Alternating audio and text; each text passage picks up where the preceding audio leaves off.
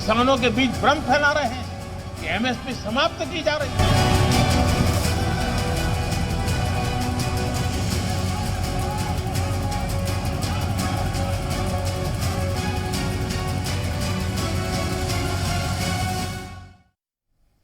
किसान तहरीक का आज 30वां दिन है और 6 दौर की बातचीत पूरी हो चुकी है और बातचीत से कोई हल नहीं निकल सका है, लेकिन मरकजी हुकूमत की कोशिश जारी है। आज वजीर आजम ने कई रियासतों के किसानों से सीधा संवाद किया, सीधा राब्ता कायम किया और भरोसा दिलाया कि उधर वजीर दाखिला अमित शाह ने भी कहा है कि एमएसपी खत्म नहीं होगी। तो इन्हीं बातों से सवाल यह पैदा होता है कि इन सब कोशिशों के बाद किसान अपनी तहरीक क्यों नहीं खत्म कर रहे हैं? क्या किसानों को मरकजी सरकार की बातों पर यकीन नहीं है या फिर किसानों को कोई गुमराह कर रहा है? अगर गुमराह कर रहा है तो कौन है? आज इन्हीं सवालों के साथ आज के मुद्दा में हम बात करेंगे, लेकिन पहले हमारी ये रिपोर्ट देखिए, उसके बाद आगे की चर्चा।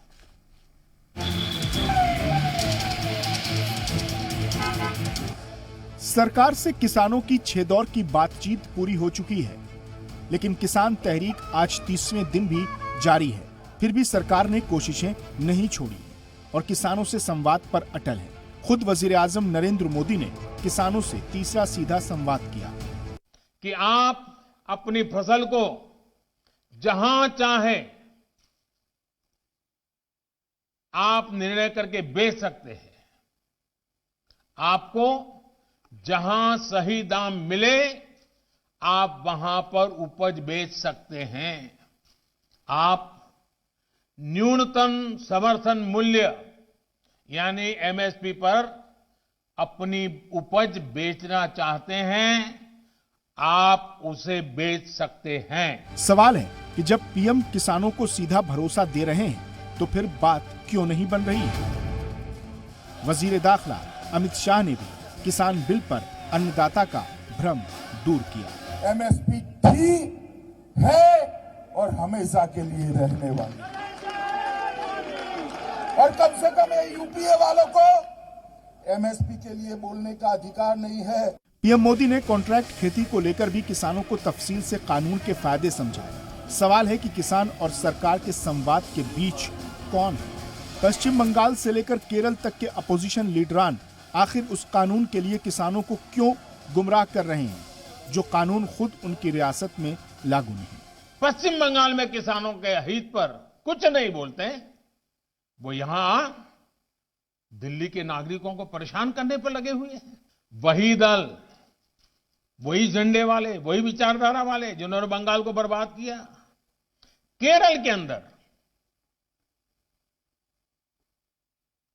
उनकी सरकार है। इसके पहले जो 50 साल 60 साल तक देश पर राज करते थे उनकी सरकार थी। केरल में एपीएमसी नहीं है, मंडियां नहीं है। मैं जरा इनको पूछता हूं, यहां फोटो निकालने के कार्यक्रम करते हैं, अरे केरल में आंदोलन करके वहां तो एपीएमसी चालू करवाओ। पंजाब के किसानों को गुमराह करने के लिए आपके पास समय है। केरल के अंदर यह व्यवस्था नहीं है। अगर ये व्यवस्था अच्छी है। अब सवाल यही है कि जब वजीर आजम भरोसा दिला रहे हैं, वजीर दाखिला एमएसपी खत्म नहीं होने का यकीन दिला रहे हैं, तो फिर वो कौन सा मुद्दा है जिसे सरकार समझा नहीं पा रही है और किसान मान नहीं रहे हैं? क्या अपोजिशन किसानों को अपनी बातों पर रजामंद करने के लिए सरकार पर भारी पड़ रहा है? ब्यूरो रिपोर्ट, जी मीडिया। तो आज वजीर आजम नरेंद्र मोदी ने तफसील से एक बार फिर किसानों से बात की। उन्होंने कहा कि आप अगर अदरक उगाते हैं या कोई और चीज पैदा करते हैं तो उसे खरीदने वाले क्या आपकी जमीन भी आपके साथ ले जाते हैं, उसके साथ ले जाते हैं? ऐसा होता है क्या? उन्होंने यह भी सवाल किया कि जब जमीनों पर कब्जे हो रहे थे तब किसानों को बहकाने वाले लोग कहां थे? तब उस वक्त वो इस तरह की राजनीति या सियासत क्यों नहीं कर रहे थे? तमाम आज उन्होंने राजनीतिक निशाना भी साधा है मुखालिफिन पर और लगातार किसानों से कहा है कि वो बातचीत के लिए टेबल पर आए। उन्होंने कहा कि जो मुजाहरा कर रहे हैं वो भी अच्छे किसान हैं, मासूम हैं, भोले किसान हैं, लेकिन उन्हें गुमराह किया जा रहा है। इस तरह की बातें उन्होंने की। वेस्ट बंगाल तक पर उन्होंने निशाना साधा और तमाम तरह की सियासी हमले भी उन्होंने किए। इस पर हम बात करेंगे। मेरे साथ आज बहुत खास मेहमान है, उनका तारुफ मैं आपसे करवा दूं। परमिंदर सिंह सेठी साहब इस वक्त हमारे साथ जुड़े हुए हैं, जो कि स्पोक पर्सन है, तर्जुमान है शिरोमणि अकाली दल के। परमिंदर जी, खैर मकदम है आपका। हमारे साथ खेमचंद शर्मा जी हैं, भारतीय जनता पार्टी के लीडर हैं, आपका स्वागत है, खैर मकदम है। पवन खटाना साहब भी हमारे साथ जुड़ेंगे, भारतीय किसान यूनियन के लीडर हैं, फोन लाइन पर हमारे साथ होंगे। इस पर हम बात करते हैं। सबसे पहले मैं परमिंदर सिंह सेठी साहब के पास आता हूं। इनका शिरोमणि अकाली दल पहले एनडीए का हिस्सा था, लेकिन किसानों के मुद्दे पर ही एनडीए में वाहिद वजीर ने इस्तीफा दिया और इसके बाद आप भी इस तहरीक में किसानों के साथ हैं। परमिंदर सेठी साहब, आज वजीर आजम ने फिर तफसील से समझाया, तमाम तरह की बातें रखी और कहा कि बातचीत की टेबल पर एक बार फिर से आना चाहिए। बातें वही थी। सर, पहली बात तो मैं कहना चाहता हूं कि जो किसान है आज करीब करीब 3 महीने हो गए, वो पंजाब में पहले 2-2.5 महीने रेल की पटरियों के ऊपर बैठा रहा, फिर उसने दिल्ली आना चाहा। जितनी भी बातें हरियाणा के अंदर उनके ऊपर लाठीचार्ज हुआ, टीयर गैस छोड़ी गई, उनके ऊपर वाटर कैनन का इस्तेमाल किया गया, खाइयां खोद दी गई। देखिए, जब यहाँ किसान आके सारे बॉर्डर सील कर देता है तो वार्ता खेली जाती है। जब किसान उस वार्ता में उनको देखिए, इतने कोरोना के समय में, इतने ठंड के समय में सिंधु बॉर्डर के ऊपर अभी देखिए करीब करीब 28-30 लोगों की मौत हो गई है। और जो एक बहुत बड़े संत थे राम सिंह जी, उन्होंने इस सारे प्रोटेस्ट से दुखी होके अपना आत्मदाह कर लिया, अपने आप को गोली मार ली। लेकिन सरकार के कान पे जूं तक नहीं रहेगी। सरकार जो है ट्विटर खेल रही है। प्रधानमंत्री जी ने पहले ट्विटर किया, बड़ी सारी डिबेट में मैं गया, उन्होंने कहा जी प्रधानमंत्री जी ने ट्वीट किया है एमएसपी रहेगी। प्रधानमंत्री जी ने पंजाबी में ट्वीट किया है। मैंने कहा देखिए, जब किसान अपनी फसल बेचने जाएगा, उसको फसल की एमएसपी नहीं मिलेगी, वो प्रधानमंत्री जी का ट्वीट दिखाएगा, फिर वो पंजाबी का ट्वीट दिखाएगा। लेकिन परमिंदर जी, प्रधानमंत्री जी ने, वजीर आजम ने आज ये भी तो कहा कि एमएसपी जो हमने लगातार जिसमें इजाफा किया है, उसके आधार पर किसानों ने, जो धरने पर बैठे भी किसान हैं, उन्होंने भी अपनी उपज बेची। और जब ये सब हो गया, उसके बाद कुछ लोग, उन्होंने कहा कुछ लोग, सारे किसान नहीं, कुछ लोग उसमें से धरना करने चले आए। मतलब सरकार के मंसूबों का फायदा उठा लिया और उसके बाद फिर राजनीतिक साजिश का शिकार बनकर यहां पर धरना देने चले आए। इस तरह की बात वो आज कह रहे थे। सर, ये बड़े दुख की बात है। देखिए, आप एक बात को समझिए, अगर दिल्ली के अंदर 100 लोग धरना देते हैं, 500 लोग धरना देते हैं, तो पूरी सरकारें हिल जाती हैं। आज लाखों लोग सड़कों पे बैठे हैं। वो क्या चाहते हैं कि 15 करोड़ लोग सड़कों पे बैठे।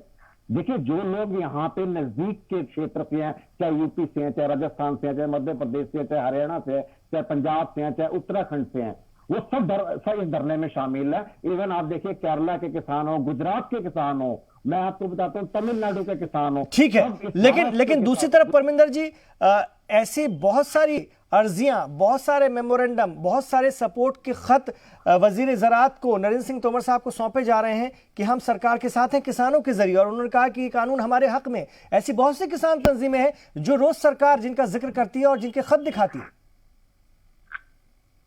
सर देखिए, जो सरकार है, बड़े दुख की बात है, वो इसको कवर अप करने की कोशिश कर रही है। वो उन्हीं के लोग हैं, उन्हीं के पार्टी के लोग हैं जो उनको कवर अप कर रहे हैं। जो लोग धरने पे बैठे हैं, आप उनसे बात कीजिए ना। जो लोग अपनी समस्या लेके बैठे हैं, देखिए, कभी प्रधानमंत्री जी मन की बात से बात करते हैं, कभी प्रधानमंत्री जी वाराणसी जाते हैं, वहां दिवाली मना रहे हैं, यहाँ अन्नदाता मर रहा है, वहां से वो बात करते हैं। आज अभी वो कच्छ से बात करते हैं, आज फिर उन्होंने टीवी के माध्यम से बात करी। मैं उनसे ये पूछना चाहता हूं कि आप इन किसानों के साथ आप डायरेक्ट वार्ता क्यों नहीं करते? आप इनकी समस्या, आप देखिए, किसान, मैं आपको बताता हूं कि किसान कह रहा है कि हमारी एमएसपी मैं आपको बता दूं, एमएसपी होती है मिनिमम सपोर्ट प्राइस। ठीक है, कहते हैं न्यूनतम मूल्य, नीचे का मूल्य। तो वो सरकार इसी बात का तो दावा करिए परमिंदर जी कि उस न्यूनतम सपोर्ट प्राइस को, मिनिमम सपोर्ट प्राइस को इसी सरकार में, मोदी हुकूमत में जबरदस्त तरीके से बढ़ाया गया और किसान इसका फायदा उठा रहे हैं। नहीं, देखिए, आप मेरी बात को अंडरस्टैंड कीजिए, ये बड़ी इनिशियल स्टेज है। अभी जो एमएसपी की वो लोग कह रहे हैं हमें कानून के रूप में हमें आश्वस्त कराइए ताकि हम सिक्योर हो सकें। आप इस बात को समझिए, अगर सरकार कहती है एमएसपी कल भी थी, एमएसपी आज भी, एमएसपी कल भी रहेगी। मैं आपको एक बात बता देता हूं, हरियाणा, पंजाब और वेस्टर्न यूपी का कुछ इलाका है, यहाँ पे मंडीकरण जो है अभी बचा हुआ है। जो मंडीकरण जो है हरियाणा, पंजाब और वेस्टर्न यूपी का वर्ल्ड के अंदर बेस्ट सिस्टम है, और जो बाकी जो सिस्टम है सारे फेल हो चुके हैं पूरे वर्ल्ड के अंदर। जो बिहार के अंदर है वहां मंडीकरण खत्म हो चुका है, जो दूसरे प्रदेशों में मंडीकरण खत्म हो चुका है। उसका नतीजा ये है, हरियाणा, पंजाब और वेस्टर्न यूपी के जो लोग हैं, अगर एमएसपी यहाँ पे 1750 रुपए है, उन्हें 1000-1200 रुपए मूल्य मिल जाता है। लेकिन जो बिहार का किसान है उसको 600 रुपए से ऊपर मूल्य नहीं मिलता। इस करके पूरे देश का किसान ये चाहता है कि हमारा न्यूनतम तय हो जाए और कानून के रूप में तय हो जाए। ठीक है, मैं आ रहा हूं सर आपके पास, आ रहा हूं सर। यही बात लेकर मैं खेमचंद शर्मा जी के पास जाऊंगा। आज वजीर आजम को पार्लियामेंट में जब वो अटल जी पर आधारित किताब का इजरा कर रहे थे, आम आदमी पार्टी के सांसदों ने उसको लेकर के काफी नारेबाजी की और किसानों को उनका हक देने की बात कही है। खुद परमिंदर जी भी ये बात कह रहे हैं खेमचंद जी की एमएसपी पर कानून बना दीजिए। आप सारी बातों को यहां वहां से घुमा फिरा कर लाकर रखते हैं, उससे अच्छा आप एमएसपी पर कानून बना दीजिए। इतना समझाने की जरूरत क्या है? देखिए, अगर हमारे परमिंदर भाई और इनकी पार्टी ये कहती है कि एमएसपी पे कानून बन जाएगा और ये खुश रहेंगे, तो वो उसमें सरकार तैयार है, ये बातचीत पे आए ना। लेकिन ये तो कहते हैं कि वे तीनों कानूनों को वापस ले लो। और आज आपने देखा कि माननीय पीएम साहब ने भिन्न भिन्न राज्यों के भिन्न भिन्न किसानों से बात की और सभी किसानों ने डिटेल में अपनी बात रखी और सभी किसानों ने जो नई बिल है उसके लिए खुशी जाहिर की, क्योंकि उनको लगता है कि पहले जो सरकारी मंडी होती थी, अभी जैसे हमारे परमिंदर भाई ने बोला कि पंजाब में, हरियाणा में यहाँ पे मंडी सिस्टम है, यहाँ पे अगर एमएसपी 1750 है तो किसानों को 1100-1200 रुपए का भाव मिल जाता है। इसका मतलब 1750 एमएसपी, 1100-1200 रुपए किसानों को मिल रहा है। बीच में कौन खा रहा है? बीच में आड़ती खा रहे हैं, बीच में बिचौलिए खा रहे हैं। हम मोदी जी चाहते हैं कि 1750 का यदि भाव है तो 1750 किसान को मिले। आज आपने देखा किस तरीके से मोदी जी ने 9 करोड़ से ज्यादा हमारे जो किसान परिवार हैं उनको सीधा 2000। तो किसान भी तो वही चाह रहे हैं खेमचंद जी कि 1750 रुपए अगर एमएसपी है, 1750 एमएसपी है, तो आप उस पर कानून बना दीजिए ना, तो किसानों को 1750 रुपए ही मिलेंगे। वही कानून तो वो चाह रहे हैं। तो मैंने, आप सुन लो, जब अभद्रता मत करो, आपको मैंने सुना, आप आराम से फिर दोबारा बोलना। तो आप ये कहते हो 600-700 रुपए, और हम भी तो वही कहते हैं, इन्हीं लोगों को तो दर्द है। वास्तव किसान को दर्द नहीं है। हमारा किसान मासूम है, हमारा किसान बहुत ही देशभक्त है और दूसरों को सहायता प्रदान करने वाला है। उनको कहीं ना कहीं पंजाब में इन्होंने बरगलाया। पहले जब उनकी फसल कट गई, फसल जब धान की जो खेती थी पूरी तरीके से और उस पर काम खत्म हो गया, एक एक करके सर, एक एक करके परमिंदर जी आ रहा हूं, एक एक करके, वरना आप दोनों की आवाज साफ नहीं होगी, दोनों की आवाज साफ तौर पर नहीं जाएगी। उनको सुन लीजिए, परमिंदर जी सुन लीजिए पहले। जी बोलिए आप, खेमचंद जी बोलिए। मैं क्या कह रहा हूं, किसी भी व्यक्ति को डर लग सकता है। अगर मैं कल को बोलूं कि आपका चैनल बंद होने को है तो आपको भी कहीं ना कहीं दूसरी जॉब ढूंढने का मन करेगा। वैसे ही इन्होंने पंजाब में जाके किसानों को बोला आपकी जमीन चली जाएगी, आपको सरकारी रेट नहीं मिलेगा, आप तो नौकर बन जाओगे, आप तो गुलाम बन जाओगे। तो कहीं ना कहीं हमारा जो मासूम किसान है वो घबरा गया और घबरा के वो दिल्ली आ गया। आज भी बात की नहीं, ये बात आप जरूर बताइए खेमचंद जी। खेमचंद जी, मेरा आपसे सवाल है सर, सरकार को खेमचंद जी, सरकार को, भारतीय जनता पार्टी को, आपके तमाम बड़े लीडरान को ये क्यों लगता है कि किसान मासूम है और किसान बरगलाया हुआ है, अपोजिशन का या किसी और का? क्या किसान में अपनी समझ नहीं है? वो जिस तरह से सड़कों पर है और जिस तैयारी के साथ सड़कों पर है, क्या आपको लगता है कि वो बरगलाया हुआ है और उसकी एकमात्र जो मांग है कि आप एमएसपी पर कानून बना दीजिए, वो मांग आप क्यों नहीं सुन पा रहे? आपको उसी पे बता, आप देखिए,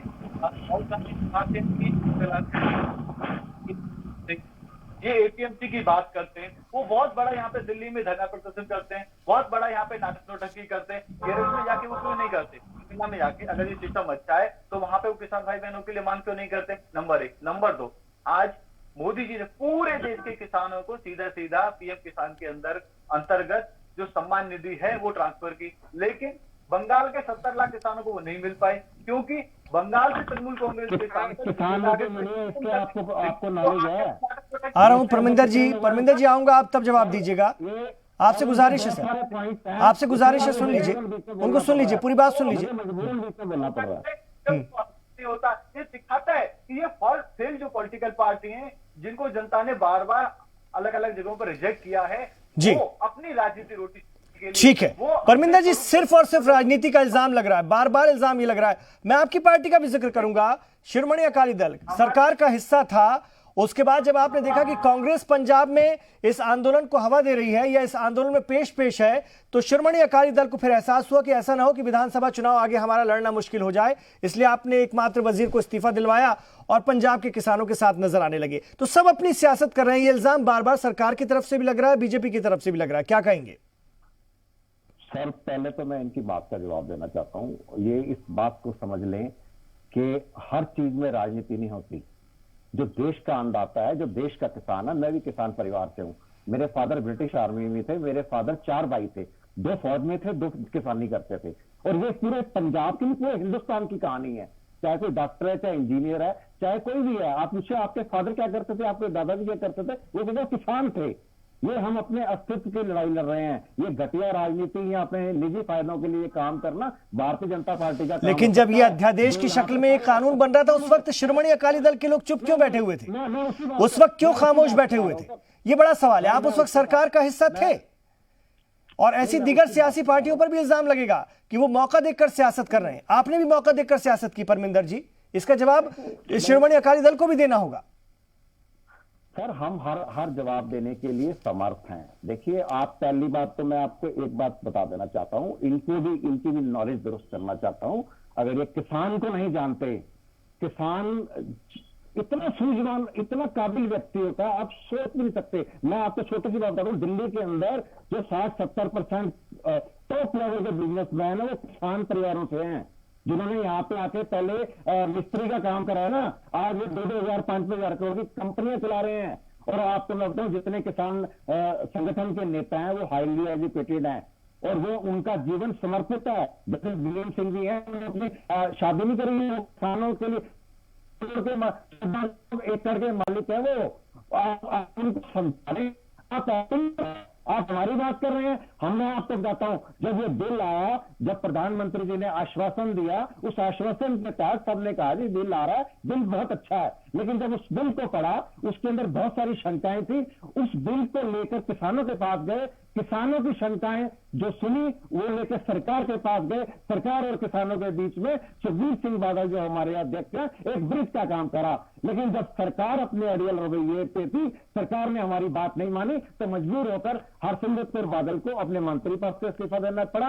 और सुखबीर सिंह बादल जी के बहुत प्रयासों के बाद भी जब सरकार नहीं मानी तो उन्हें अलायंस तोड़ना पड़ा, क्योंकि जिन लोगों ने उन्हें चुनकर विधानसभा या लोकसभा में भेजा है, जब उनके साथ कोई त्रासदी होगी, उनके साथ कोई अन्याय होगा, उनका फर्ज बनता है कि वो उन लोगों के साथ खड़े हों और हम उसी फर्ज के। लेकिन आज बाजी तो आम आदमी पार्टी मार ले गई। आज बाजी तो पंजाब के किसानों की बात करते हो आम आदमी पार्टी मार ले गई, जो कि वजीर आजम के सामने सीधे नारेबाजी कर दी जब वो एक किताब का इजरा कर रहे थे पार्लियामेंट हाउस में।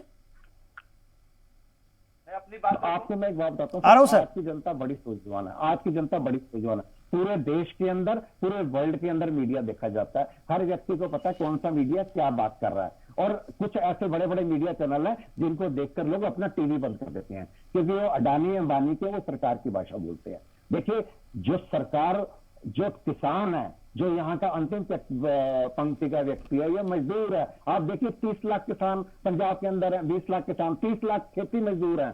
जो खेती मजदूर हैं वो बिहार यूपी के लोग हैं, जिनके पास एक बिस्बा जमीन है, आधा एकड़ जमीन है, वो भी छोटे किसान है। ये कहानी, ये लड़ाई उन लोगों की है जो बहुत गरीब किसान है। देखिए, हर चीज, हमने कोई बीजेपी से अलायंस इसलिए नहीं तोड़ा कि हमें मंत्री पद चाहिए था, हमने इसलिए नहीं तोड़ा कि हमें कोई बड़ा कोई कॉन्टेस्ट चाहिए था, हमने इसलिए तोड़ा कि जो हमारे देश के किसान हैं उनके साथ अन्याय हो रहा था। और देखिए, जो हमारे देश की सरकार है, मुझे बड़े दुख के साथ कहना पड़ता है, जो बड़ी बड़ी कॉर्पोरेट हाउसेस हैं, जैसे ईस्ट इंडिया कंपनी आई थी, ईस्ट इंडिया कंपनी ने हमारे देश की इकोनॉमी के ऊपर राज करा था।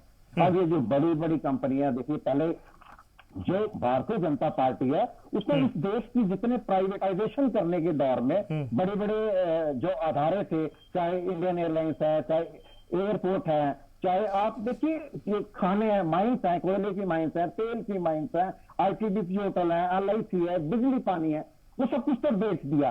अब ये जो इतना बड़ा आधारा जो 60% इकोनॉमी है देश की, वो किसानी में है। अब ये किसानी को बेच देंगे, ये किसानी को बेच कर दे। सर आपकी आवाज नहीं आ रही है। मैं एक बार फिर जाऊंगा खेमचंद शर्मा जी के पास। वजीर आजम की वो बातें, जो अहम बातें हम आपको दिखा रहे हैं, क्या कुछ वजीर आजम ने आज कहा। खेमचंद शर्मा जी, मेरी आवाज आप तक पहुंच रही है तो सीधा किसानों का मुतालबा, और वजीर आजम की आज की इस अपील के बाद भी किसान अभी भी मानने को तैयार नहीं है और कुछ उम्मीद नहीं दिख रही है कि किसान बातचीत की टेबल पर आएगा। देखिए मैं आपको बताऊं, आज माननीय किसानों के साथ पीएम साहब ने बातचीत की और सीधे सीधे संवाद किया। आपने देखा अलग अलग स्टेट के किसानों ने खुल के बोला, सबके सामने बोला, लाइव टीवी पे बोला कि हम खुश हैं और हमें इन बिलों से फायदा होने वाला है। लेकिन परमिंदर जी ने तो उन्हें सरकार समर्थित कह दिया। परमिंदर जी तो कह रहे हैं वो सरकार समर्थित किसान है, वो सब सरकार के बनाए हुए लोग हैं। मैं बताता हूँ आपने उनको अभी हमारे करा जो सिंधु बॉर्डर पे बैठे हैं, आपने उनको कहने सम्मिलित करा जो टिकरी बॉर्डर पे बैठे हैं। ठीक है सर, आप ही की बात मैंने रख दिया है, सुन लेते हैं उनको जी। कुछ गलत नहीं दिखाई दिया। आज ये कहते हैं कि हमारी सरकार पूंजीपतियों की सरकार है, आप लोग हंस रहे हैं। दूसरा ये कहते हैं, आज इन्होंने बातों बातों में सच्चाई सबके सामने ला दी कि जो किसान नेता है वो तो हजारों करोड़ के नेता है। हम भी तो यही कहते हैं कि जो एजुकेशन कर रहे हैं वो तो करोड़ों के मालिक है, वो किसान नहीं है। हम जो मोदी जी है वो उस किसान की बात करते हैं जिसके पास 1 बीघा खेत है, 2 बीघा खेत है, 4 बीघा खेत है, 5 बीघा खेत है, तो छोटा किसान है, उसको हम उन्नत बनाना चाहते हैं, उसको हम 21वीं सदी के अंदर हम उनको टेक्नोलॉजी देना चाहते हैं, हम उनको इन्वेस्टमेंट देना चाहते हैं, उनको फ्री मार्केट देना चाहते हैं, तो देश में कहीं भी अपनी फसल को बेच सके। उनको जो सरकारी तंत्र है, उनको जो इनका APMC का जो एक तरीके से तंत्र है, जो 1750 की जगह 1100 रुपए किसान को देता है, 1000 रुपए किसान को देता है, हम उस तंत्र को तोड़ के किसान को सीधा सीधा पैसा देना चाहते हैं। इनके पेट पे दर्द होता है क्योंकि वो 1000 करोड़ मालिक है, 500 करोड़ मालिक है, खुद की कमाई से नहीं, वो किसानों की गाड़ी कमाई को खा के 1000 करोड़ के मालिक बने, किसानों की गाड़ी कमाई को खा के 500 करोड़ के मालिक बने। उन्हीं लोगों को दर्द है, उनको दर्द होता है, उससे किसानों को कोई फर्क नहीं पड़ता। आ रहा हूं सर, एक करके आ रहा हूं जी। परमिंदर जी सीधे तौर पर, ठीक है खेमचंद जी मैंने आपकी बात सुना, आपकी बात पूरी हुई। मैं परमिंदर जी आपके पास आ रहा हूं, वो सीधे कह रहे हैं, परमिंदर जी सुन लीजिए, सवाल सुन लीजिए। खेमचंद जी का सीधा इल्जाम है ये बिचौलियों का आंदोलन है, ये किसान है ही नहीं, बिचौलियों का आंदोलन है। और ये छोटे किसान इस बात से बेहद खुश हैं, इस कानून से बेहद फायदा उठा रहे हैं। बार बार सरकार भी ये कह रही है और साफ तौर पर वजीर आजम ने भी आज ये कहने की कोशिश की कि बिचौलियों को सबसे ज्यादा तकलीफ है। खेमचंद जी सुनिए, आप जवाब सुनिए। खेमचंद जी मैंने किसान नेताओं की बात करी थी, एक करके, ठीक है, कब उसमें अधुपाई होती है। आप ये ना कहो कि आप ही किसान हैं, अरे यूपी के भी तो किसान है, महाराष्ट्र के भी किसान है। ठीक है सर, आपकी इसी बात का जवाब ले रहा हूं, आपकी इसी बात का जवाब ले लेता हूं। ठीक है खेमचंद जी, थोड़ी देर के लिए खामोश होइए, आपको आपकी बात का जवाब मिलेगा। जी परमिंदर जी जवाब दीजिए। मैंने इनसे ये बोला था कि जो किसान संगठन के नेता हैं वो बड़े किसान हैं, बड़े हाईली एजुकेटेड हैं, सुप्रीम कोर्ट के वकील हैं, उनके पास 1000-1200 एकड़ जमीन है, वो उन्होंने यहां से नहीं कमाई, ये उनकी जब्दी प्रॉपर्टी है, उनके बाप दादाओं की प्रॉपर्टी है। ये कौन सी दुनिया में रहते हैं? जब आप सिंधु बॉर्डर में गए हैं कभी? मैं तो रोज जाता हूँ, हमारे गुरुद्वारा 15 किलोमीटर के लंगर चल रहे हैं वहां पे किसान, आप जाके देखिए, गरीब किसान है वहां पे, जो ट्रॉलियों के अंदर। मेरे भाई को एक बात बताइए, जो जिस किसान के पास ट्रैक्टर ट्रॉली है वो अपनी ट्रॉली के अंदर 20 गरीब किसानों को और अपने परिवार को लेके आया हुआ है।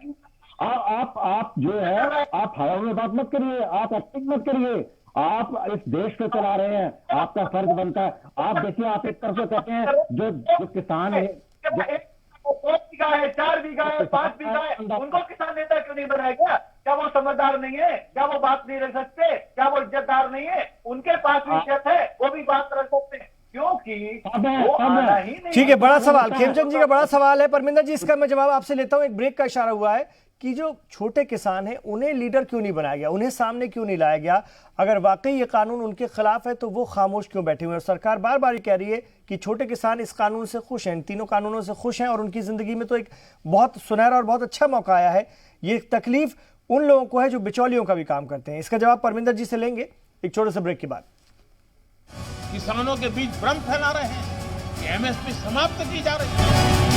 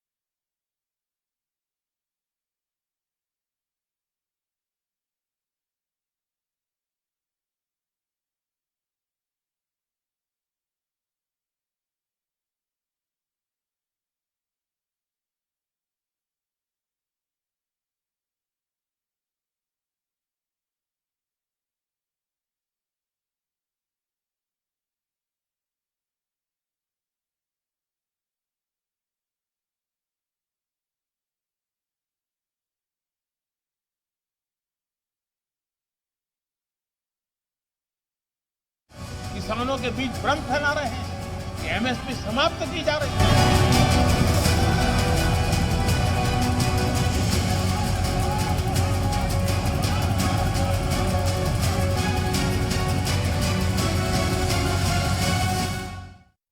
तो वज़ीर-ए-आज़म नरेंद्र मोदी ने आज किसानों को एक बार फिर खिताब किया। उन्होंने कहा कि जब अटल बिहारी वाजपेयी साहब की एक बात याद दिलाई कि जब रुपया चलता है तो फिर जिसके हाथ लगता है वो उसकी जेब में जाता है। लेकिन वज़ीर-ए-आज़म ने कहा कि अब रुपया किसी के हाथ नहीं लगता है, सीधे दिल्ली से निकलता है और सीधे बैंक खाते में जाता है, सीधे जो हितग्राही है उसके। और इसके लिए उन्होंने कहा कि किसान योजना निधि इसका बेहतरीन उदाहरण है, एक बेहतरीन मिसाल है। मैं आपके पास फिर आऊँगा परमिंदर जी, जो कि शिरोमणि अकाली दल से जुड़े हुए हैं, उनके तर्जुमान हैं, और खेमचंद शर्मा भारतीय जनता पार्टी के लीडर हैं। ट्रांसपेरेंसी इस हुकूमत में रही है। वज़ीर-ए-आज़म नरेंद्र मोदी आज किसानों को यह भी समझाने की कोशिश कर रहे थे, और ट्रांसपेरेंसी से कुछ लोग जो कि बिचौलिए किस्म के हैं उनको सबसे ज्यादा दिक्कत होती है, तकलीफ होती है, क्योंकि उनका कारोबार मारा जाता है, उनका धंधा मारा जाता है। ये बात आज वज़ीर-ए-आज़म कहने की कोशिश कर रहे थे, क्या कहेंगे? देखिए, पहली बात तो जो आपने मेरे से पूछा था कि जो किसान नेता जो है गरीब क्यों नहीं बनता। देखिए, मैं आपको बताऊं कि पंजाब के अंदर 31 किसान संगठन है, पूरे देश के अंदर करीब करीब 500 किसान संगठन है जिनका समर्थन प्राप्त है इस पूरे विरोध प्रदर्शन के अंदर।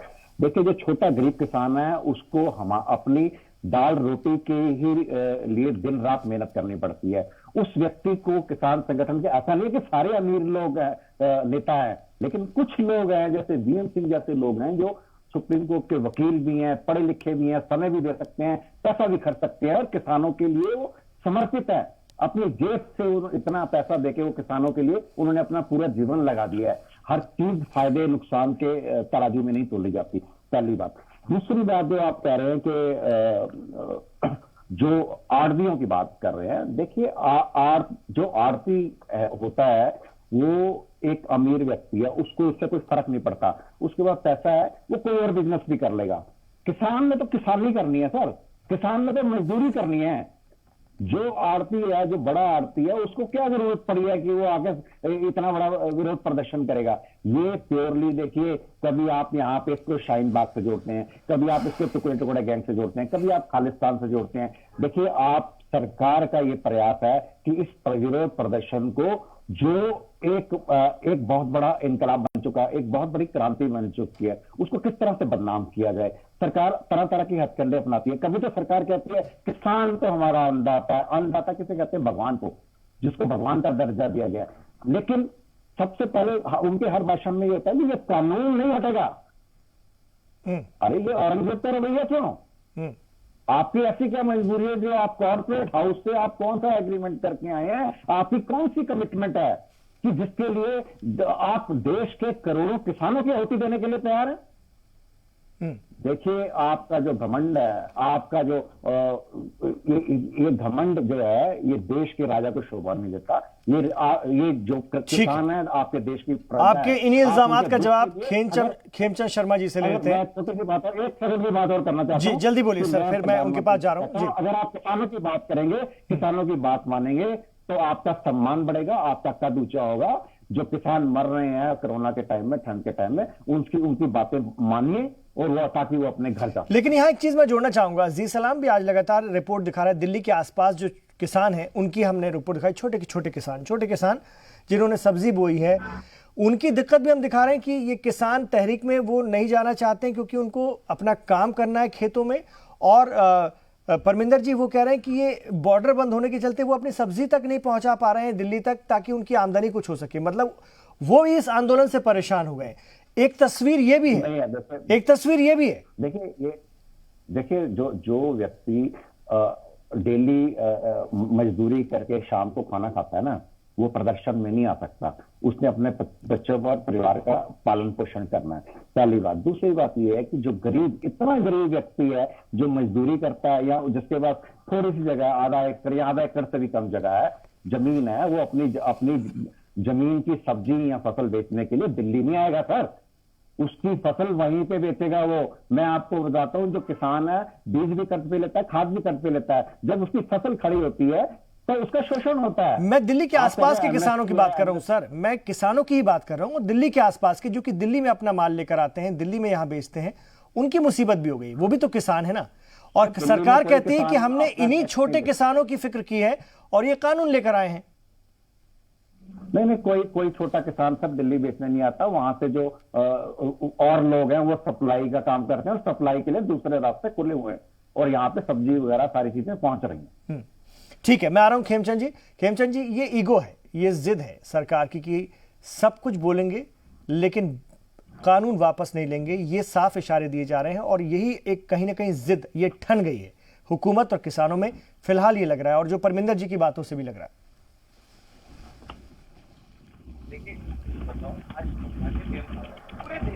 सर माफ कीजिएगा, आपकी आवाज साफ नहीं आ रही है, मैं आपसे राब्ता कायम करता हूं, शायद कुछ टेक्निकल दिक्कत है। मैं आपके पास आऊंगा परमिंदर जी, मैं फिर आपके पास आऊंगा जी। खेमचंद जी बोलिए, आपकी आवाज। मेरे को आपकी आवाज आ रही? जी अब आ रही है, अब बोलिए।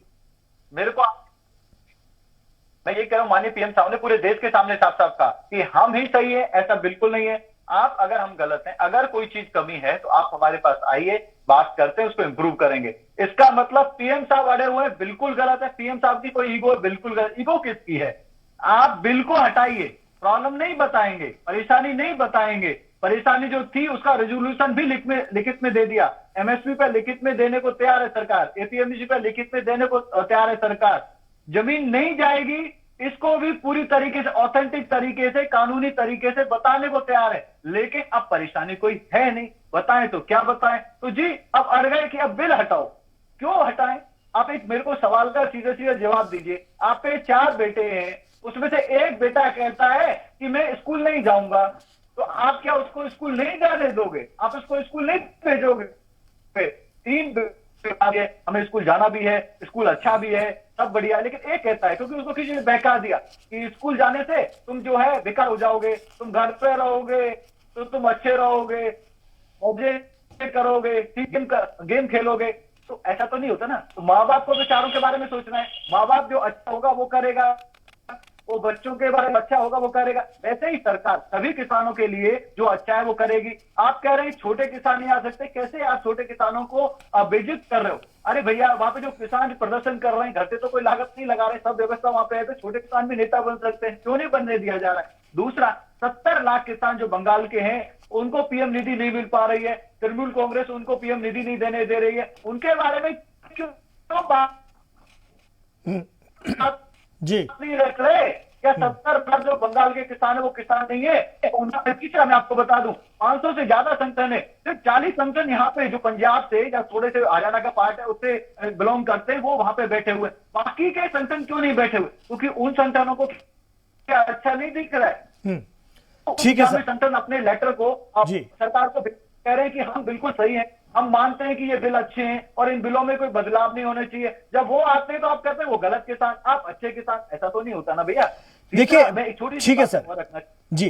सर आपकी आवाज जरा साफ हो जाए फिर मैं आपकी बात सुन लूंगा जी। आपकी आवाज जरा साफ हो जाए, मैं आपकी इन्हीं बातों को लेकर जा रहा हूं जब तक परविंदर जी के पास। परविंदर जी देखिए, सरकार का जो रवैया है पकड़ी हुई है जी, कौन करना है? अब पैरोल जाम करनी है। अगर इनको आंदोलन करना था तो साइड पे जो सरकार ने इनको जगह दी थी वहां पे आंदोलन कर सकते थे, लेकिन इनको तो दिल्ली वासियों को परेशान करना है, इनको तो आसपास के छोटे किसानों को परेशान करना है, इनको तो लग के जोड़ पे अपनी बात मनवानी है, इनको तो अराजकता करनी है, इनको संवाद नहीं करना और झूठ बोलना है, अफवाह फैलानी है। अरे ये झूठ बोल, आप 3 बार की जो तीन राउंड की बात सरकार और किसानों की, इन आंदोलनों से पहले वो कहते हैं कि बातचीत ही नहीं हुई, जब दिल्ली में आ गए तो बातचीत हुई। ऐसा नहीं, आप अलग बातें ना करें। आप जो हमारे किसान भाई बहन हैं उनका भला होने दें, आपका भी भला होगा। राजनीति छोड़ दें। अगर कोई शक शंका है तो सरकार आपका स्वागत करती है, सरकार के पास आए, बताएं। हमारा कोई ईगो नहीं है, किसानों का भला करना ही हमारा पर्पज है। मोदी जी का कोई भी ठीक है सर, अब जवाब सुन लें। परमिंदर जी, ये अराजकता क्यों? सवाल ये कि यह अराजकता क्यों? बंगाल में 70 लाख से ज्यादा किसान भाइयों को फायदा नहीं मिल पाएगा, इसकी अपोजिशन को चिंता नहीं है। प्रधानमंत्री किसान योजना जो निधि है उसका, एपीएमसी की मंडियां केरल में नहीं है, इसकी विपक्ष को, अपोजिशन को फिक्र नहीं है, और दिल्ली को रोके रखना है, जाम करना है। यह अराजकता क्यों? देखिए, मेरे को लगता है खेमचंद जी पता नहीं कैसे कैसे एग्जांपल दे रहे हैं, उनको किसानी के बारे में कितना पता है या जो किसान बैठे हैं उनके बारे में कितना पता है, मुझे डाउट होता है। क्योंकि जो जिस तरह की वो भाषा का प्रयोग कर रहे हैं, ये सारे बीजेपी के प्रवक्ताओं की भाषा है, जिससे ये पता लगता है कि वो किसानों की कितनी रिस्पेक्ट करते हैं, उनके मन के अंदर किसानों के लिए कितना सम्मान है, ये बातें शो करती हैं। दूसरी बात मैं इनको पूछना चाहता हूँ, किसान निधि योजना कितनी होनी चाहिए थी, इनको पता है?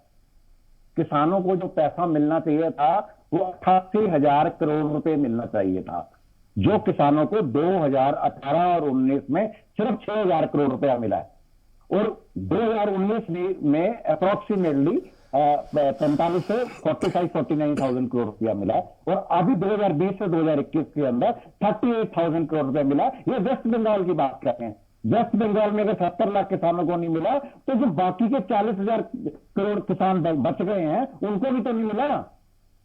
आप देखिए, आप एक सरकार है, आपका काम है जो देश के लोग हैं उनके लिए अलग अलग तरह की योजनाएं लेके आए, लेकिन ये मुद्दा योजनाओं का नहीं है, ये मुद्दा किसानी बिल का है, जिसको आपने डिक्टेटरशिप के साथ पास करवाया लोकसभा में और राज्यसभा में। इसका सारी दुनिया को पता है, किसी के सामने उसको रखा नहीं गया। उसके बाद सिर्फ और सिर्फ एक ही इनका लक्ष्य है, एक ही इनका मोटिव है, वो है प्राइवेटाइजेशन।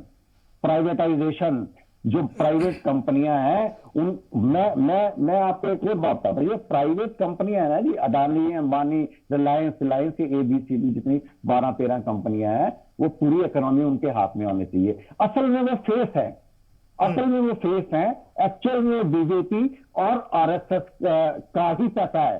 वो देश की इकोनॉमी को अपने साथ में करके देश को गुलाम कर देना चाहते हैं, जिस तरह ईस्ट इंडिया कंपनी ने करा था। ये इनकी बैकग्राउंड है जो देश के लोगों को धीरे धीरे पता लग रही है, और बहुत सारे बीजेपी के लोग भी इनसे टूट रहे हैं, और बीजेपी के किसान बहुत सारे लोगों ने रिजाइन करा है। और ये धीरे धीरे देखिए, ये वो भारतीय जनता पार्टी है जिसको अटल बिहारी वाजपेयी ने अपने खून से सींचा, LK आडवाणी ने, अरुण जेटली ने, सुषमा स्वराज ने, जिन लोगों का ऐसा कद था, जिनके साथ उनके अलायंस ही नहीं, उनके अपोजिशन वाले भी। ठीक है, जो लेकिन उनसे मोदी काम लेते थे, उनकी मोदी बात पार्ट करते 1 थे। में ये बात श्रोमणी अकाली दल को समझ में नहीं आई। आपने 5 साल तक इख्तिदार में उनके साथ रह करके सरकार में हिस्सेदारी निभाई, लेकिन जब पार्ट 2 में आपको लगा कि किसानों का आंदोलन कांग्रेस के हाथ में आ जाए, तो अब आपको भारतीय जनता पार्टी और सरकार में खामियां दिखती हैं। देखिए, राजनीति करना गलत नहीं है परमिंदर जी, लेकिन बड़ा सवाल यही है कि मुद्दे साफ शफाफ हो और एक ऐसी बात हो जिसको लेके आगे बढ़ा जाए। अभी जो है स्थिति, अभी जो हालात हैं वो एकदम टकराव के हैं, बात मानना ही नहीं है। हुकूमत अपने मौक़िफ़ पर, आप अपने मौक़िफ़ पर, कोई तो रास्ता होना चाहिए ना। एक बार फिर टेबल पर आने के लिए कहा जा रहा है, क्या उम्मीद की जाए कि आगे आने वाले दिनों में सरकार के साथ बैठेंगे किसान? देखिए, सरकार, किसानों ने कभी मना नहीं करा सरकार के साथ बैठने के लिए। नहीं, किसानों ने मना किया है सर, किसानों ने मना किया परमिंदर जी। अब कुछ संगठन किसानों के जो आंदोलन में वो कह रहे हैं 6 दौर की मीटिंग हुई कि कानून वापस लिए बिना कोई बात नहीं। मालूम है 6 दौर की मीटिंग हुई। नहीं, 6 दौर की मीटिंग हुई है ना। पहले तो सरकार, देखिए, भारतीय जनता पार्टी के नेता प्रवक्ता कहते थे जी, प्रधानमंत्री जी कहते थे, अमित शाह गृह मंत्री जी कहते थे, ये इतना बढ़िया बिल है, इतना बढ़िया बिल है, इसमें कोई कमी नहीं है। लेकिन जब उन्होंने डिस्कस करा तो 12-13 संशोधन करने के लिए तैयार हो गए, और प्रधानमंत्री जी ने कहा इसमें 18-19 संशोधन की गुंजाइश है। जब ये बिल ही गलत है, ये काला कानून है, किसानों के लिए डेथ वारंट है, आप उसको रद्द कर दीजिए। फिर किसानों से बैठकर उनके साथ मिलकर उनकी राय लेकर आप नया कानून बनाइए। कौन मना करता है? आप प्राइवेट कंपनियों को भी लाइए, लेकिन किसानों के हितों की रक्षा करने के बाद। हमारे वक्त कोई इतराज नहीं है, हम हल्की राजनीति करने वाले लोग नहीं है। हम देश के लिए और देशवासियों के लिए अपनी जान देने वाले लोग हैं। ठीक है, हम उनके हाथों के लिए अपनी जान देने वाले ठीक है। खेमचंद शर्मा जी, रास्ता क्या हो? वजीर आजम ने तीसरी बार खिताब कर दिया, किसानों से फिर राब्ता करना चाहते हैं सरकार, और किसान भी अपनी अपनी राय जाहिर कर रहे हैं। रास्ता क्या निकले? ये तहरीक यूं ही चलती रहेगी, सरकार इस तरफ इसी तरह से आगे बढ़ती रहेगी? मैं आपको 2-3 चीज बताता हूँ और उसके बाद फिर आपके सवाल पे और गलत आंकड़े रखे। वो कहते हैं 40 से 50 करोड़ किसान। अरे भाई, वो 12 से 13 करोड़ किसान परिवार के आधार पे पीएम किसान निधि दी जाती है, और वो दी जा रही है। आप बात करते हो कि भाई किसानों को नहीं, कितना पैसा गया, कितना नहीं गया। आपको बता दूं, 1,04 करोड़ रुपए अभी तक के अंतर्गत सीधा किसान भाई बहनों को दे दिया गया है। आज किसान को बीज के लिए, अपनी जुताई के लिए, अपनी बुवाई के लिए और अपनी सिंचाई के लिए कर्ज लेने की जरूरत नहीं है। जो हमारा छोटा किसान है, उसका पीएम सम्मान निधि के माध्यम से काम चल जाता है। वो जुताई करवा लेता है, बुवाई करवा लेता है, सिंचाई करवा लेता है, इसीलिए वो खुश है। दूसरा आपको बताऊं कि जो ये वित्त है, ये कहते हैं काला कानून। काला क्या है? काला क्या है? काला बताओ। आप क्या संशोधन के लिए तैयार हो गए, तो आपने बताया उसकी प्रॉब्लम है, तो उसके आधार पे आपको आपकी शंका को दूर करने के लिए सरकार उसमें एडिशनल प्रोविजन करने को तैयार है। लेकिन सरकार की नियत किसान को एम्पावर करना है। सरकार की नियत बिचौलियों के हाथ से किसान को निकाला। जो 700 रुपए खाए आपके अनुसार, 1750 का जो 1100 रुपए दे रहे हैं, जो बीच में जो पैसा खा रहे हैं, उनको निकाल के सीधा पैसा, जैसे पीएम निधि का पैसा जा रहा है उनके अकाउंट में, वैसे पूरा पैसा किसान के पास जाए। तीसरा, छोटा किसान आधुनिक खेती के अंतर्गत वो 1 बीघे में 10 बीघे के बराबर फसल ले सके। कैसे? जो आधुनिक खेती में क्या होता है, नई टेक्नोलॉजी आती है, नई इन्वेस्टमेंट होती है। आप भिन्न प्रकार की जो आधुनिक खेती है, जिसमें आपको एक ही खेत में अलग अलग प्रोविजन करके, सेंटर बना के आप लेयर पे खेती कर सकते हो, वो हो सके। किसान हमारा आधुनिक समय के अनुसार आगे चल सके, किसान का बच्चा भी इंजीनियर बन सके। जो बड़े जो ये धनाढ्य लोग जो बैठे हैं, जो सो कॉल किसान नेता हैं, किसानों की असली परेशानी के बारे में बात नहीं करते, लेकिन कमीशन की चिंता में किसानों के नेता बने बैठे हैं, उनको दर्द हो रहा है। वो नहीं चाहते कि ये जो ये नाटक नौटंकी चल रही है वो खत्म हो। उसके साथ साथ ठीक है, किसानों के बड़े जो नेता बने हुए, उनको ये बड़ी तकलीफें कहीं ना कहीं उनकी राजनीति से प्रभावित होती है। मैं लौट रहा हूं, आपके सवाल के साथ जवाब लूंगा परमिंदर जी से। एक छोटा सा ब्रेक हम यहां पर लेंगे, लौट रहे हैं। भ्रम फैला रहे हैं, समाप्त की जा रही है।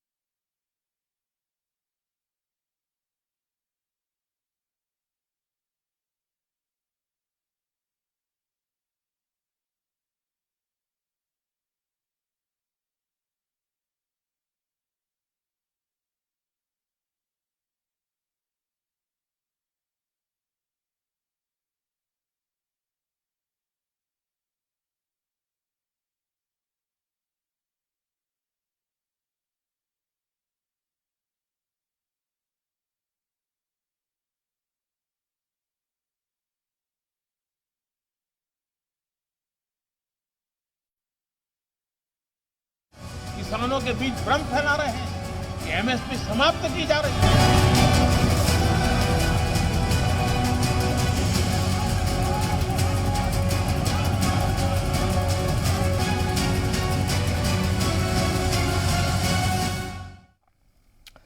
किसानों ने सामूहिक उपवास शुरू कर दिया है और लगातार वो अपने मुजाहरे पर कायम हैं। रोज किसान अलग अलग संगठन और अलग अलग किसान धरने पर बैठते हैं और उपवास रखते हैं और ये सिलसिला उन्होंने कहा है कि हम बदस्तूर जारी रखेंगे जब तक कि इन तीनों कानूनों को वापस नहीं ले लिया जाता।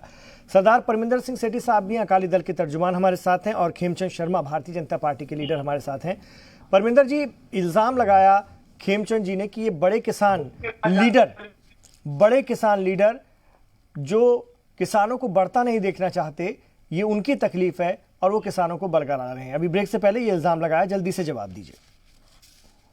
सर, मैं पहली बात तो मेरे को लगता है इनको नॉलेज नहीं है किसानी की बिल्कुल भी। जो आड़ती है, ये जो एपीएमसी मंडी है, उसके अंदर जो किसान की जो फसल है वो सरकार खरीदती है और जो आड़ती होता है उसको 3-3.5% कमीशन मिलती है और जो उसके बाद ऊपर टैक्स लगता है मिला के किसान का 7-8% जाता है। अभी जो सरकार ने कानून बनाया उसके अंदर ये लिखा है जो प्राइवेट लोग हैं वहां पे टैक्स नहीं होगा, पैन कार्ड या बड़ी सारी चीजें जो उसमें खामियां थी, मैं उस विषय में नहीं जाना चाहता। लेकिन मैं आपको ये बताना चाहता हूं कि जो ये धरना प्रदर्शन विरोध हो रहा है ना, मैं खेमचंद शर्मा जी से रिक्वेस्ट करूंगा, आप एक बार सिंधु बॉर्डर जाके देखिए, आप टीकरी बॉर्डर जाके देखिए, आप जो गाजीपुर बॉर्डर जाकर देखिए, किसान आपको छोटे किसान ही मिलेंगे वहां पे कोई वो धन्ना सेठ नहीं बैठे हुए। वहां पे जो अगर आप सोच रहे हो कि वहां पे लंगर चल रहा है या वो चल रहा है, वो हमारे देश के लोग वहां पे कोई कंबल पहुंचाने का काम कर रहा है, कोई जूते पहुंचाने का काम कर रहा है, कोई हीटर पहुंचाने का काम कर रहा है, कोई जुराबे पहुंचाने का काम कर रहा है। वो लोग दुखी हैं क्योंकि वो डायरेक्टली और इनडायरेक्टली किसानों के साथ जुड़े हुए हैं। और राजनीतिक पार्टियां सिर्फ राजनीति नहीं करती सर, देश के लिए कुर्बानी भी देती हैं, देश के लोगों के लिए भी कुर्बानी देती हैं। ये आप लोगों को समझ नहीं आएगा क्योंकि आप लोगों ने कभी कुर्बानी दी नहीं है। आपको देशवासियों की बात सोचनी पड़ेगी। जी, मैं खेमचंद जी आपसे एक सवाल के साथ इस बात को जोड़ता हूं कि कहीं ना कहीं सरकार ये तय कर चुकी है कि इस मामले में क्या एक्शन लेना है या किस तरह से आगे बढ़ना है। वो उनका अपना क्लियर मौक़िफ़ है, जितना कि समझ में आ रहा है वो पीछे नहीं हटेंगे और किसान अपनी बातों को मनवाने के लिए डटे हुए हैं। आपके मुताबिक ये ज़रूर बताइएगा कि अब इसके बाद अहम कदम क्या हो सकता है।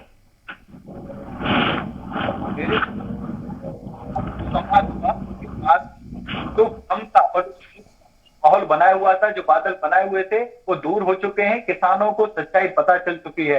अब एक बात बताइए, कॉन्ट्रैक्ट फार्मिंग आज पंजाब में नहीं होती क्या? ये कहते हैं कि मेरे को किसान ही नहीं पता। मैं आपको बताता हूँ, क्या बाटे पे या ठेके पे और खेतों को पंजाब में नहीं लेते क्या? आज भी लेते, लेकिन उसमें क्या है कि जो किसान है वो उस कॉन्ट्रैक्ट को तोड़ नहीं सकता, तोड़ेगा उस पर पेनल्टी लगेगी। लेकिन मोदी जी ने उसका कानून बना दिया कि किसान में पेनल्टी नहीं लगेगी, किसान चाहे तो कॉन्ट्रैक्ट को तोड़ सकता है, लेकिन जो व्यापारी है व्यापारी नहीं तोड़ सकता। अगर किसान की फसल ज्यादा होती है तो भी व्यापारी को उसी रेट पर खरीदना पड़ेगा जो रेट तय हुआ था। आज अगर फसल ज्यादा हो जाती है, किसान को अपना सामान फेंकना पड़ता है, अपना जो सामान है उसका बिकता नहीं, दर की ठोकर खानी पड़ती है। इस चीज से इनको दर्द होता है क्योंकि किसान पावर होगा। किसान को आप देखेंगे इन बिल के तहत ओपन मार्केट मिलेगी, उसको जरूरी नहीं है कि मंडियों में जाकर बेचना है, क्योंकि इन्होंने खुद ही बताया कि किसान और जो हमारी सरकारी दुकान है उनके बीच में कैसे कैसे लोग हैं, किसानों को कितना मिलता है और सरकारी रेट कौन लेता है, ये चीज इन्होंने बताई। अब किसान को सीधा सीधा सरकारी रेट मिलेगा, उसके अकाउंट में सीधा सीधा पैसा ट्रांसफर होगा, उसके घर से या उसके लेकिन उनकी फसल और लोग ले जाएंगे। इनको दर्द हो रहा है। छोटी छोटी चीजें बताता हूँ आपको, उस पर आता हूँ। इसमें कहाँ काला कानून है? अगर किसान की फसल उचित दाम पे जाती है, टाइम पे जाती है, किसान को सपोर्ट मिलती है, किसान को किसी से कर्ज नहीं लेना पड़ता, किसान के खेत में फसल के लिए जिसने इन्वेस्टमेंट की है उसमें किसान का कोई रिस्क नहीं। अगर बारिश हो जाती है, ओले पड़ जाते हैं, सूखा पड़ जाती है, तो किसान को रिस्क नहीं। इन्वेस्टमेंट किसने की? जिसने पैसा लगाया, रिस्क उसका। किसान को अच्छी फसल होती है नहीं तो इतनी अच्छी बातें हैं, ठीक है, इतनी अच्छी बातें हम लोग भी इसको लगातार सुनते रहते हैं, समझते भी रहते हैं। खेमचंद जी, जब इतनी अच्छी बातें तो किसान सर्द रातों में सड़कों पर क्यों है? ये अपनी फैमिली के साथ, ये भी एक बड़ा सवाल है। लेकिन मेरा इससे भी बड़ा एक सवाल ये है कि क्या सरकार को पहले से किसानों की इस तहरीक का अंदाजा उस तरह का नहीं था जितना कि अभी आंदोलन बढ़ गया है। सरकार क्या इसको शुरू से हल्के में लेकर चल रही थी और लग रहा था कि इसे कंट्रोल कर लिया जाएगा, लेकिन जिस तरह की तैयारी से किसान आए हैं दिल्ली की सरहदों पर, उससे लगता नहीं कि सरकार के लिए इस आंदोलन से, इस तहरीक से निपटना आसान होगा। देखिए, एक हल्के फारे की बात ही नहीं, यहाँ तो किसान को एम्पावर करने की बात है, यहाँ तो किसान को मजबूत करने की बात है, यहाँ तो देश की अर्थव्यवस्था को तेजी से आगे ले जाने की बात है, यहाँ तो किसान को 21वीं सदी का किसान बनाने की बात है, यहाँ तो किसान को यूरोप और अमेरिका के मॉडल पे जो किसान चल रहा है, वहां पे जो वो नई तकनीक और नई इन्वेस्टमेंट के आधार पे किसानी करता है, वो करने की बात है। यहाँ पे हमारा अड़ने का कोई मतलब ही नहीं, हम तो एम्पावर करना चाहते हैं। अड़ कौन रहा है ये बता रहे हैं। अभी थोड़ी देर पहले कह रहे थे कि ऐसे ऐसे नेता है अपने पैसे से सारा इन्वेस्टमेंट कर रहे हैं, अपने पैसे से खाने की व्यवस्था, रहने की व्यवस्था कर रहे हैं, वो इतने धनाढ्य हैं। अब ये कह रहे हैं कि नहीं, वो वहां लोग पहुंचा रहे हैं, अपनी बात पकड़े जा रहे हैं, क्योंकि वहां पे ऐसे ही लोग हैं जो पैसे के दम पे आंदोलन को चलाने की कोशिश कर रहे हैं। नहीं तो आंदोलन से जान नहीं है, किसान खड़ा नहीं है, किसान समर्थन नहीं कर रहा है। किसान को समझ है कि इन कानूनों के तहत उसका कुछ बुरा नहीं होने वाला। जो सत्संका भी थी एमएसपी की, वो भी सरकार रिटर्न में को देने को तैयार है। एमएसपी खत्म नहीं होगी, लगातार एमएसपी का प्राइस बढ़ेगा। अब की साल भी बढ़ा, 25% ज्यादा सरकार ने माल खरीदा, इवन पंजाब में भी ज्यादा खरीदा। तो अब किसान कह रहा है भाई तुम आंदोलन में जाने के लिए कहते हो, तो सरकार तो मान गई एमएसपी पे। एपीएमसी के लिए भी कह रही है कि भाई मंडियां खत्म नहीं होगी, हमारा खेत कभी जाएगा नहीं, इसकी भी सरकार गारंटी दे रही है। सरकार हमें ओपन मार्केट भी दे रही है कि हम दिल्ली में भी बेच सकते हैं, चंडीगढ़ में भी बेच सकते हैं, हरियाणा में बेच सकते हैं। पहले बॉर्डर पे टैक्स लगता था, एक प्रदेश के किसान को दूसरे के प्रदेश में नहीं जाने दिया जाता था। और आप जानते हैं कुछ जगह अच्छा रेट मिलता है, कुछ जगह रेट अच्छा नहीं मिलता। पहले किसान उसका फायदा नहीं उठा सकता था, आज उठा सकता है, इसीलिए किसान से सवाल पूछ रहा है। अब ये पूरी तरीके से फ्रस्ट्रेटेड है। जो पॉलिटिकल पार्टी केरल में बात नहीं उठाती, बंगाल में बात नहीं उठाती, लेकिन दिल्ली में नौटंकी करती है, एक्सपोज हो चुकी है। और हमें पूरा विश्वास है नव वर्ष आते आते ये मैटर समाप्त हो जाएगा। चलिए, ये उम्मीद कर सकते हैं कि नया साल आते आते इस दिशा में, इस सिमत में कोई ठोस कार्रवाई होगी या ठोस कदम उठाया जाएगा ताकि इस मामले का कोई हल निकल सके। और कहीं ना कहीं जो इस वक्त धरने पर बैठे हुए हैं बड़े पैमाने पर लोग, वो किसान हैं।